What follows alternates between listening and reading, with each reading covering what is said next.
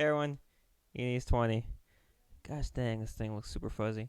Anyway, so the investigation is wrapped up. My second fic in the, according to Archive, I wrote the Xenoblade Saga story, Xenoblade Saga series, and the investigation was not even supposed to exist, to be honest. Um, there were multiple stories at one point. I was thinking like I wanted to call it a series just in case I had the idea for more stories. And I have some kind of messing around in my head. There's one in particular I'm really excited for, but that one's not gonna come for a while. Because I said in I think the first chapter of the story that it was originally supposed to be a supercut within 2054 of Xenoblade Chronicles Mira. Like I tried to explain it, and I hope it came across well in what I wrote. But basically, um, okay, I'm pretty sure shows have done this before. It's like everybody goes in to talk to a guy, and you see him. There's a shot of him. He asks a question. There's a shot of the first suspect. They answer. A shot of the second. They answer. A shot of the third. But it's not actually happening at the same time.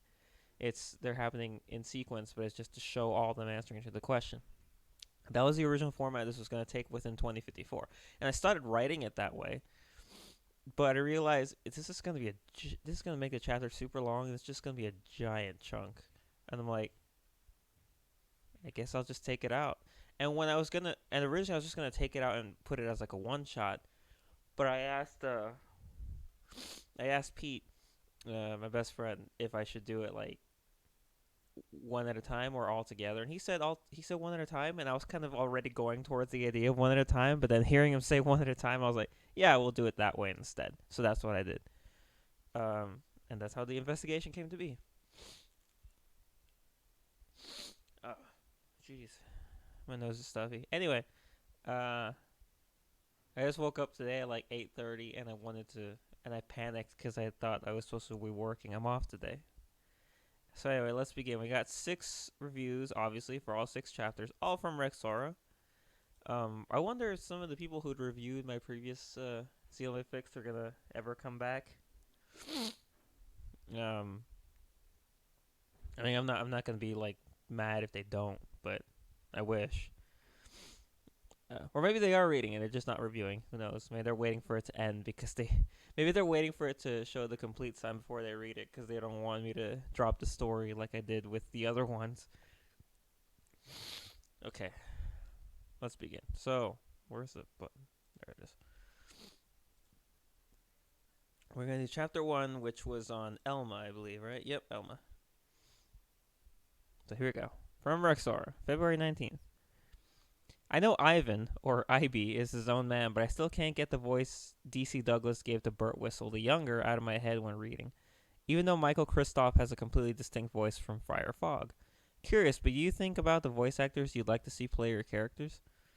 Huh, that's a very tough question. I'll get back to it at the end of the review. I wonder how far under wraps Nantucket was. Obviously, the people high up in the chain of command knew and orchestrated the cover, but I'm curious how much Ivan asking Elma about what happened was a formality, and how much he genuinely did not know. I see which side of the family Hector inherited his lack of tact from. So I mentioned it in chapter uh in the last chapter in chapter 5 really briefly when Ivan's talking to Flame that his wife Hector's mom is named Rosa. I should have mentioned it a few more times in that last discussion they had, but that's all right. This is really nice. I mean, because the thing is, it's like, why am I making the parents to so many of the cast appear instead of the cast? And I'm like, well, because we're on Earth. I think this is the only time we'll get to see the parents. Granted, Michael is the only one. Well, Michael, Brian Fogg's dad, is the only one that we know doesn't make it to Mira because he chooses to give his spot to Fogg. As for the other parents of the various characters, do they do that? Do Ivan and Rosa choose not to go to let Hector go? We have no way of knowing, and I have no way of knowing. But we'll see moving forward. At this point, I can do whatever I want and choose whoever I want to go because, once again, aside from the equivalent to Michael Kristoff being a story element for Fry and Fogg's relationship, none of the other parents are mentioned as far as I'm aware. The development in Elma's dic- dichotomy, and this I know the word, I just don't know how to say it. In these fics is very interesting. As the name of her race would imply, Elma's people are observers first and foremost and seldom get involved. Even when Elma and Aeon broke that and decided to help humanity escape their doomed planet instead of standing idly by, they had a set of morals to abide by, where they would act as shepherds for them and not get involved more than they need to, letting humanity be itself. Yeah, that's her whole big deal with the president when he asked her that she can just uh, be in charge. She just has to take the position. But she's like, nah. Yeah, with this interview and what we know of what happened to Benton, Elma doesn't seem to have any reservations with taking the wheel from humanity if she thinks it's the right thing to do, and there's no better alternative, without any remorse or lengthy internal concept. By the time the White Wheel is on his voice, the only things that bother Elma are having to keep her identity secret, the dark matter research, and Aeon's whereabouts. No second thoughts about what she did to Benton or Lau, neither getting put up for formal trial for war crimes as a standard procedure for humans. It's definitely a different take on the woman that we see speaking with Aeon in private. On a related note, I do wonder if Elma would have still tried to pull the trigger on Lau if Doug didn't give her his consent. That's a good thing. I don't know. Maybe? Like, even as the person, even as the guy who wrote it, I will say that I'm not 100% sure if Elma would have done it if Doug didn't specifically tell her to do it. I was trying to think. So, your impression of Elma's dichotomy, I really don't know. I should Google it. Um, I think that might be a a result of the fact that I knew Benton and Lau would die, and I knew how they would die. Lau getting shot by Janix, Benton being shot by Elma for a good long while. From the moment that I introduced both of them to the story, I'm like, yeah, you both are gonna die. Like, you are, and I already know how it's gonna happen. Granted, I changed Benton's a bit. Originally, Elma was gonna catch Benton like in the middle of going from Noah's cradle to wherever he was going. Like, she was gonna pull him over in the lawless districts and shoot him out there. And I even wrote a scene where she just leaves his body there, and then a few hours later, some weird some terrorists or weird people that live out in the lawless sectors come out. They find his body, they throw it in a ditch, and then they take his vehicle with whatever was in it, and they drive off. But that all changed, obviously. Uh, the reason that isn't brought up on the White Whale isn't for like any, what's the word, any, it's not to set anything up, or it's not to portray Elma or even Janix in a certain way. It's simply not to spoil it. I had no one mention Ben or Lau until after they died, because I didn't want to give away that they died. So that's the only reason. Like, I didn't want everyone on the White Whale to be talking about Lau in the past tense before he even showed up in the present day. And then people in the flashbacks, and then people be like, oh, so he dies then, I guess, because they're all talking about him in the past tense.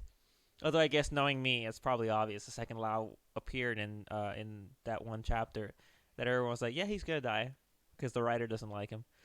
But honestly, that was the whole reason why they weren't talked about. Not so much that Elma doesn't care, because she mentions uh, the feeling she had when she killed Benton, that satisfaction that she protected Project Exodus, kind of disturbed her. She didn't really like that feeling.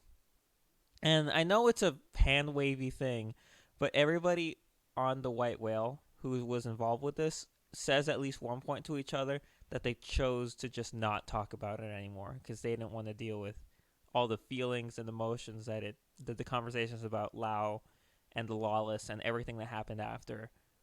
They mentioned like the events of 2053 and 2054 being eventful, like a lot of stuff happened in that year, but they don't want to talk about it anymore. They're like, let's move on. And I know that's hand wavy, but that's legitimately the reason that a lot of the characters don't refer to any of these events. That's literally it.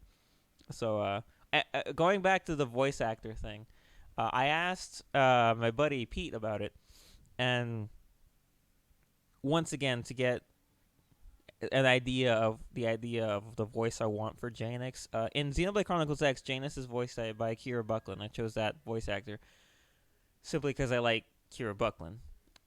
Even though I recognize the performance she gives in X is a lot more high energy, a lot more higher pitched. I don't know what the word is, but Janix's voice is deep, so it's not exactly a one for one. But then I think I've heard a bit of Kira Buckland's performance as Tubi, and I think that might be a bit closer to it. The issue there is that then Tubi sounds too robotic, obviously, and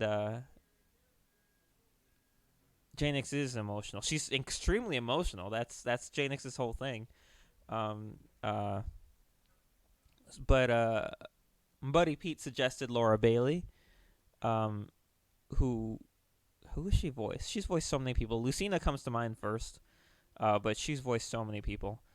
But as for me, a voice actor that came to mind recently was Christina V, who voiced Velvet in Tales of Berseria. I was gonna say Vesperia, Berseria, and Velvet. I think is like Christina V's performance as Velvet in that game is it's a very good interpretation of what I believe Janix would be like, because she has village girl Velvet who's super nice and friendly, and then it's like she changes her entire performance structure, method of speaking, everything when she plays post village girl Velvet for the entire rest of the game, who's just angry and vengeful and hateful and just has a single-minded purpose that doesn't matter what happens, she needs to get there. And like that kind of dichotomy, I guess, of being that kind of person to that kind of person is kind of what I imagine Janix is like. That out of battle, she's generally friendly and approachable, but then in battle, she's just raw and wild. So I think that's a good way to imagine it. Gosh, that was a long story. I mean, I guess it works for Johnny Young Bosch's performance as Emile in Tales of Symphonia 2, in the way that Emile is very quiet and then Ratatosk is very violent. But the issue there is that Emile's too quiet and too wimpy, and Janix isn't that. So Janix wouldn't have the high-pitched Valley Girl voice, because she's Village Girl voice, because she still has a deep voice all the time. But she can be happy and she can be brutal, and that's her thing. Well, I did bring it up on Google. I don't know if you can hear this. Dichotomy. That's it. Okay. Jeez.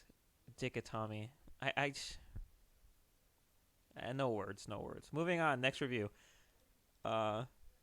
Chapter 2 was Nagi, Commander Nagi.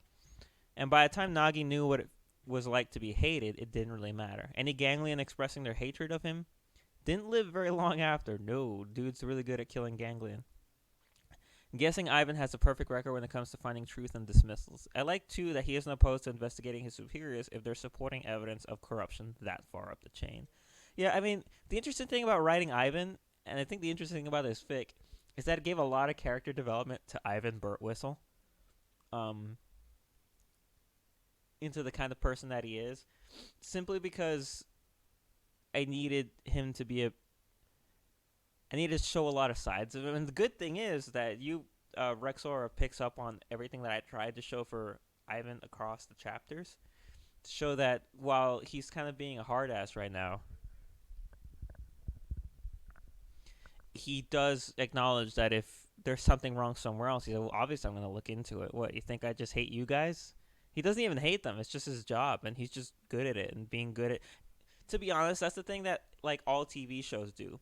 People within internal affairs are always hated because they dig into your friends, your coworkers, and they find out that they did something bad, and they get them fired, put in jail, XYZ, depending on what the show is, and then everyone gets pissed off at them.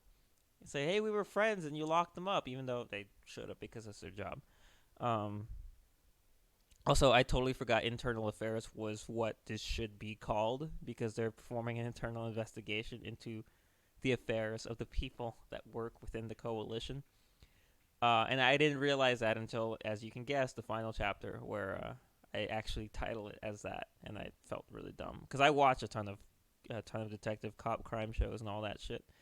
Nagi's interview was a breath of fresh air with how objective and straightforward he was with his answers. You can always count on him to keep his cool and a level head in any situation. I get the feeling, though, that this calm's going to quickly fade into a storm. Boy, were you right. All right, Chapter 3. Who was Chapter 3? Hideo. Okay, this was the interesting one. This was the interesting one. Oh snap! There's a name I didn't expect to come up again. Guess it makes sense since Benton, Falcon, and Torres were rewritten too for distinct continuity for that same fic, from that same fic no less. And there's still a chance of a successful life for Solomon with Torres out of the picture. Yeah, I had to name drop Matthias. I already have a position for him in the story coming up. His position, however, requires him to not be in Noah's cradle, so he's not here. But yeah, so that basically means that the internal affairs that he and Burt Whistle and Solomon worked as partners at instead of Solomon and Torres, is like this fix equivalent to the investigative crime unit that Solomon heads up in NLA in the Phantom. It's like, oh, it all makes sense. It all connects. Let it be said, Ivan is not without a heart, but damn if he's not thorough, cold, and calculating when he needs to be. I had a feeling Harper will work his way into this story. Into this, I'm liking that the contrast between Nagi and Kumon for how similar the two are, and I imagine that the closer you get to Janix in terms of personal relationships, the more turbulent these interviews will get, and the less relevant Lau will become. Lol. Yeah, that's exactly it. That's exactly it. So I do worry. There's sometimes I'm writing scenes with Nagi and Kumon, and I realize, wow, these guys are incredibly similar. Because they're both Asian, they're both older gentlemen, and originally the difference was Kumon was supposed to be young, much younger than Nagi. But because of the way that I rewrote the story and I had to rewrite everyone's timelines, which included aging up Lau, I don't know if you noticed. If you go to the wiki, I think they list Lau as being, I want to say, 30 years old, something like that, which would place his date of birth in 2020, 2024, I think, since the game starts since the last year on Earth was 2054. But then we have him attending the academy at like 2030 or something like that. I think I chose to do, and it doesn't make any sense because he'd be like 8 years old, and I couldn't find time to have him. And even now, I'm still a little unhappy with when he got married, when they died, and when he flipped. But I did what I could without aging him up too much. But I had to.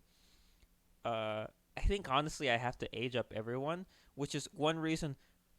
I don't know if you notice this, but the only characters that answer the question for how old they are my characters.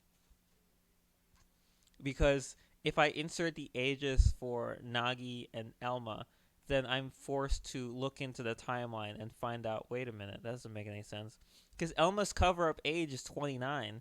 That doesn't fly with all the events that have been happening that she's been a part of since the 2030s. So Elma, for all intents and purposes, should be going around saying she's 30-something, maybe even 40-something. She does not look it.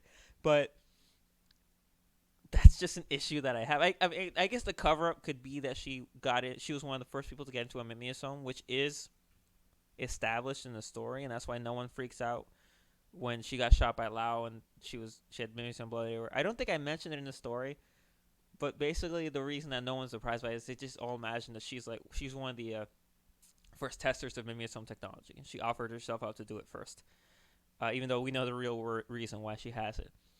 But just the ages of the characters don't make any sense. They're all too young. Who mentioned it? It was on my Discord where I mentioned having to age up. Not my Discord, a Discord I'm on, where I had to mention aging up Janix from 25 to 34. And they're like, how much do you want her to do? And it's like, it's not so much that I want her to have more events in her life. It's that I want the events she does have to be more spaced out. Because at 25, literally everything has to happen when she's like 20 years old. And it does not make enough time for her to actually go through a career at the academy and then be a professional in the 3rd Soldier Unit with any notable sense of time and place.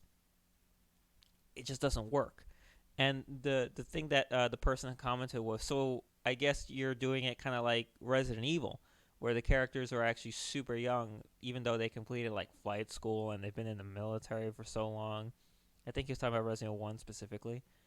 And I'm like, yeah, exactly. I want to avoid that. I can't have people talk about being in flight school and being like post-grad, and then you find out they're 21. It doesn't really work. It doesn't work. So I try to avoid ages, even though, I mean, luckily, once we get to Mira, that shit don't matter no more, so.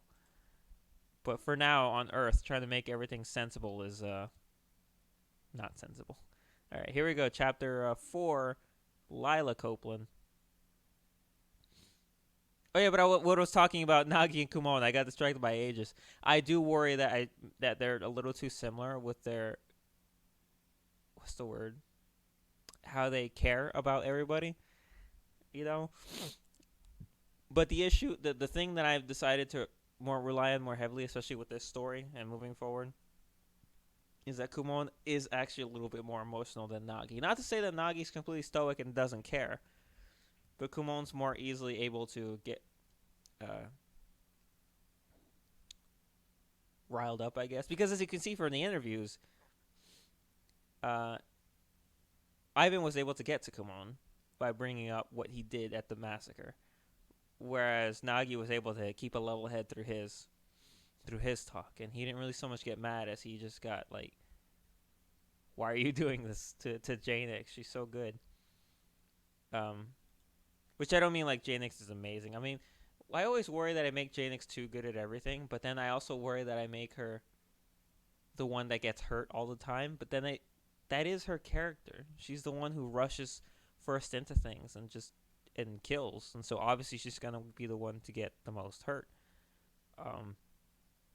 And all the characters like her, but she likes all the characters in turn. Like, at least all the characters we met so far. It's not like everybody knows her. I don't know. I always get worried about that. I was thinking of changing Kumon's line when he said Nagi's line when he said that if they dismiss Janix, that he'll quit.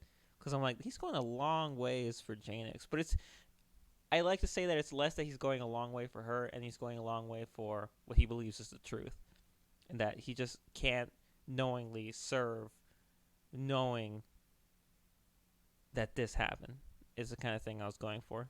Hope that makes sense. I always get a little concerned.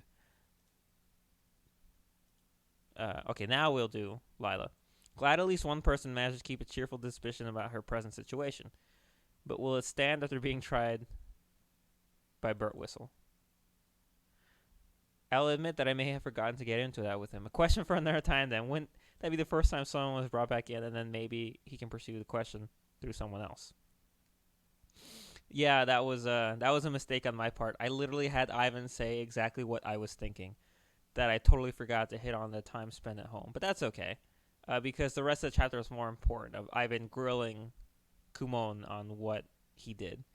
Ivan noticed Flame's glance. Wasn't aware that Flame was in the same interview room as Lila. Oops. Yeah, I don't even know how that happened.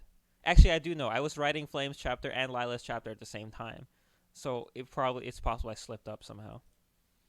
You can tell Lila still got it when it comes to interviewing and interrogations, even if she hasn't practiced the skill a whole lot since she joined the Reapers. The way she toyed with Ivan while still answering his questions was beautiful. I'm sure Janix would have swooned if there was some side room she could do. Yeah, definitely.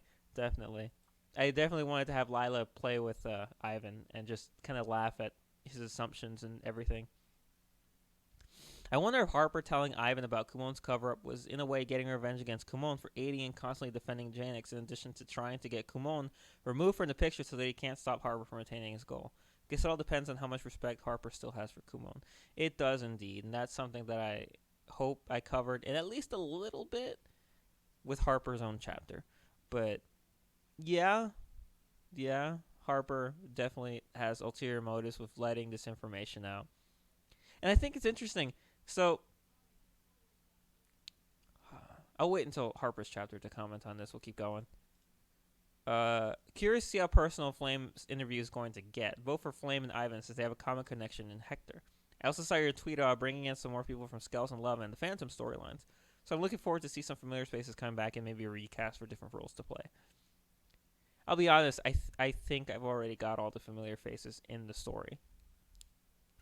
Everyone who is in all the OCs who are in the story now are the important ones.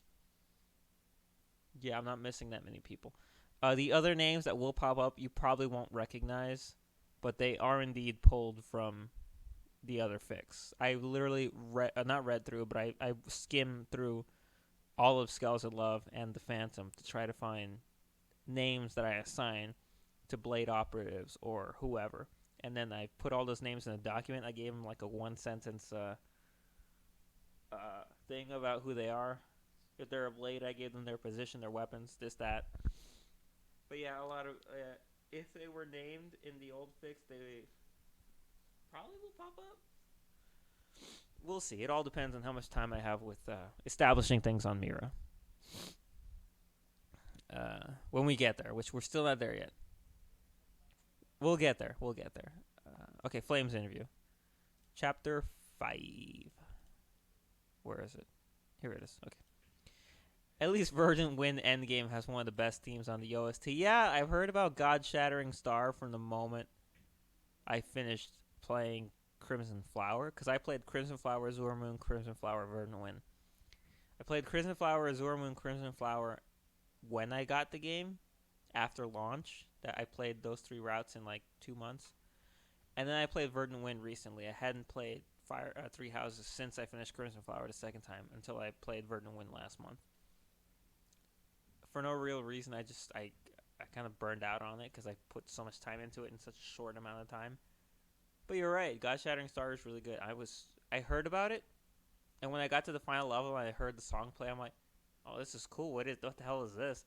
And then when I finished the game and I went into the music library and I saw their God Shattering Star and that's what it was, I'm like, that's what it was. So I had a moment. I will say, Verdant Wind Endgame is I switch between saying it's oddly paced and it's poorly paced. But there's something about those last 3 chapters that didn't sit right with me. Last 3, right?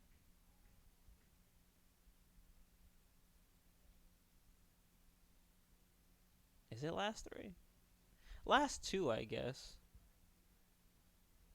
Yeah, last 2. Because there's the final battle against Shambhala, and then there's the final battle against the elites. What was before Shambhala? Was that just the war ending? It's just really, I think it's odd. Okay, we're getting sidetracked. Sorry, it's just odd. Okay, here we go. Oh well, good thing. It's a good thing for Flame's career that either the path Janix took to Flame's lab had no cameras, or Ivan didn't get any access footage to the Ares flying over the said lab. I don't know. I wasn't sure what that meant for a while, and then I thought, oh, it's because Janix went to talk to Flame about this, and so maybe she would be more involved. But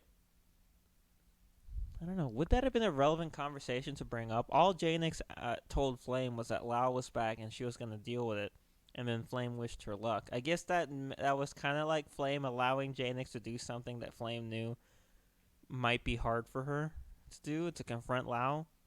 But what could Flame do? Like, Flame's not stronger than Janix. She's not stronger than Lao. She recognizes that her specialty, as she points out, is her brain. And it's something that I didn't get to go into much in the flashbacks, but I hope I can do later in the story or even in other stories.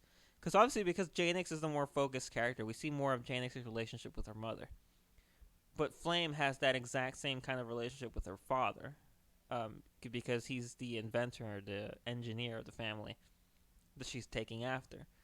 So that bond is just as strong as the one that Janix had with her mom. So yeah, I don't know. I didn't really think that conversation could have been relevant for this interview. Maybe it could have been.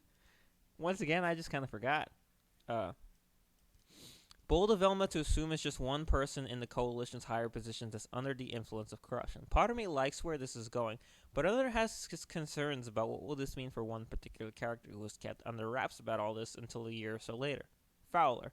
Ben's death is one thing, but there's no way the media is going to stay quiet when they hear that these corrupt coalition individuals have connections to what happened in Nantucket. I don't know how much attention she plays to news outlets' attention, but news like that I would think would lead to her to start looking into what happened, and would have made dark matter research reveal probably more profound if she knew it was connected to Nantucket. What happened to Lao, and partly why she got kidnapped and almost left for dead. Those are good concerns to have, and you're right. I'll admit, moving forward, there's what Elma's going to do with the corrupt individuals in the next or so chapters of Xenoblade Chronicles Mira is changing consistently because I'm trying to figure out ways to connect the dots. Because, like, I started the present timeline here and I started the past timeline here. And then the present timeline. The present timeline says that this happened here, we know this happened here, and then this happened here. And so the past timeline has to go through those events now that have been referenced and make them make sense leading up to where we all unite in the present timeline.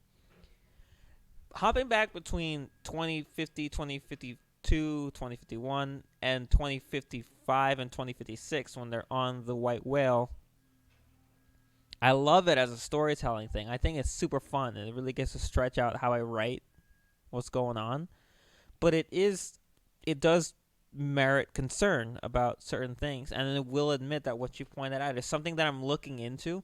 I don't know if you saw my tweet, but I mentioned that the next chapter of XCM that I'm working on, I don't want to say which number it is like 12,000 words long right now. And I'm rewriting it all because I realize that I need to change it to explain a few more things in a better way. It's not like I'm deleting it all. I'm keeping because there's certain conversations I want to keep and maybe change where they happen or who's involved. But it's hard. It is hard, I'll admit that. But I think once I have it down, we'll be smooth sailing for the rest of part 1 because I have good ideas for the rest of the chapters. So yeah, valid concern, but I'll try to make it satisfying and connect in a good way when we get through it. I'm trying. Anyway, sick burns on Ivan this time. Got a little too close to the flame there.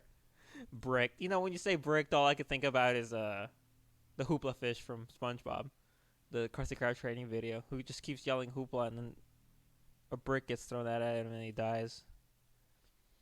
It sounds like Elma's got an idea for who she wants to bring along after paying a visit to Benton. And if he's anything like his son when it comes to alcohol, or maybe if it is his son, this is going to be good.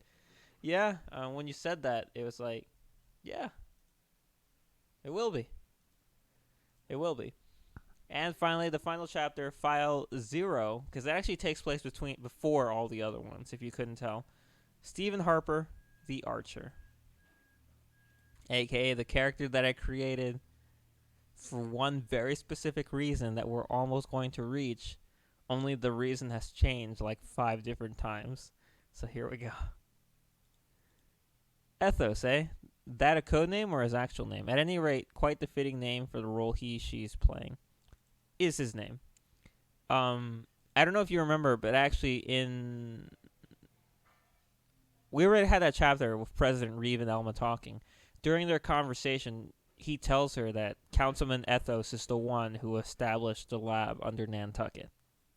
So we already had him named. Maybe he didn't make the connection at the time, and that's totally fine. But he does indeed have the same name as... What did I call him? Councilman also? He has the same name as Air Ethos from Scales and Love, who was the remaining working leader of the remnants of the Ganglion. The one that they took prisoner after the mission. And whether I'll make an alien for that role again, don't know, but I just wanted to use Ethos' name and the character in a position similar to the Ganglion commander. So I did that. No big deal. It's such a big change compared to the other ones, going from a xenoform character to a human character. I'm not sure how military tribunals differ from regular ones, me neither. But worst case, couldn't the defense claim the fog of war was at play? There was that disruption that knocked out all units' firearms. There was. Maybe that same disruption disabled anything related to IFF. Internal flavors and fragrances. I highly doubt you're talking about identification, friend or foe. Electronic radio-based identification. Huh. Also, I would think that those who sided with Lau look no different than the other officers, especially fresh recruits. Then again, they'd have to prove that any of her allies who fell to her blade weren't killed after the Lawless had been retreated or been wiped out, and it would have been no better than murder out of self-defense. I'm not going to get into the courtroom legal dynamics of it all because I have no idea what they are. Um, I don't know how to respond to this because I don't know. I don't know what a military tribunal is like. Um, you have a good point. I mean, you're arguing for the defense of Janix, and so I think all those things would work, like as trying to build up a case for her. A lot of the issue with it all comes out from the fact that no one was there. The only person who was there that absolutely knows what happened was Steven. Everybody else who knew anything was dead. Lau and Torres knew what happened, but guess what? They're dead too. So it's a shit situation for them all to be in, especially Janix. There's nothing much they can do about it because reliable evidence is hard, if not impossible, to come by at this point. I mean, I guess there's the argument that because it happened 13 years ago, it should be a cold case and like statute of limitations. But it's such a big thing for the United Coalition government, one of their renowned heroes, to break bad on them and kill them all. So there's that. And there's a cherry of lies on top of the truth sundae. No way Harper's ever going to be satisfied with anything short of Janix's death. I'm glad you picked up on that. So good to be seeing Bose again. Shame he's being manipulated. I guess since all skulls are effectively based off the Ares Elma has, the Ares would have some similar weaknesses. Or is he thinking of taking on the Firebird? Well, at any rate, I'm sure the thought ground gear outperforming a Skell has been thought of even before the Exodus proper took place. I will say that last sentence gave me an idea, and that idea grew into something amazing. So I hope you look forward to it. I don't want to say anything more about it. Bose was actually supposed to be in the later chapter of Xenoblade Chronicles Mira, but the scene he was in, I couldn't make work in the context. Like, it just felt, it felt less like, oh, hey, this is a cool scene with Bose, more like, here's a pointless scene so that I can put Bose in the fic, and then you can all be like, hey, it's Bose from the game. Remember him? So, like, I kind of like reworked the scene and put it here instead, and it's so much better. It's so much better because it just doesn't feel ham-fisted. It's like he needs to go study skills, and he needs to study them from someone, and he has a connection to some of the military people. And Bose is older, so he's been around for a bit, so Steven definitely would have been working at the same time as Bose. Once again, when it comes to certain things, I feel like Doug could fill a lot of roles really well, but as we all know, yeah. That is all the reviews of The Investigation. So I'm going to talk about Stephen Harper for a bit. I don't plan on giving anything away, but he's a character that I think is really odd simply because he's never brought up in any of the reviews. I think the first time he was mentioned by name in a review was either in the last chapter of Xenoblade Mira or in the investigation reviews. And I'm not saying that you need to pay attention to him or you need to specifically talk to me about every single character in the fic, but there's some things that I wish I could have spent more time on, for the story as a whole, and Stephen Harper is definitely one of them for writing the arc he goes through. I think I'm doing well enough with the time that I have, but there's just a lot about him. I will say when it came to writing his fight scenes, which are always fun to do, I actually went back and he hasn't had enough, unfortunately. I actually went back and watched some scenes from Arrow, the DC TV show on CW, and I watched scenes of Oliver Queen fight. I think I mentioned this before. Stop me if I have. Just reach through the computer and be like, no, stop.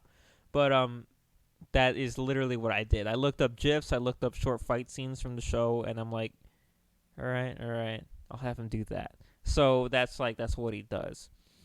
Because I always think it's odd that Oliver it's a bow, but he smacks people with it like it's a stick type of weapon.